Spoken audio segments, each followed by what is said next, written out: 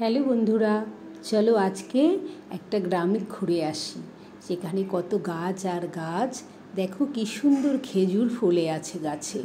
হাওয়ায় পাতাগুলি ঝিরিঝিরি নড়ছে আর পাখি গাছে বসে খেজুর খাচ্ছে। টুপ টুপ করে খেজুর পড়ছে। গাছের নিচে তাকালেই অনেক খেজুর দেখতে পাওয়া যাবে।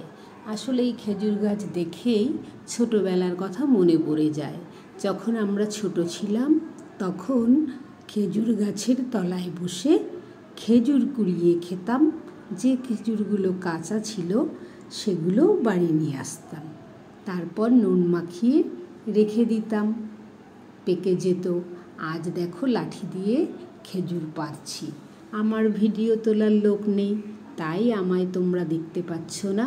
আমি কিছুটা খেজুর ঝাঁকিয়ে পেরে নিলাম লাঠি দিয়ে, তারপর একটা ছোট্ট সদস্যর হাতে লাঠি তুলে দিলাম। এই দেখো কয়েকটা পড়েছে, ও এবার খেজুর পাড়ছে, খুব সুন্দর করে নাড়া দিচ্ছে, টপ টপ করে খেজুরগুলো পড়ছে।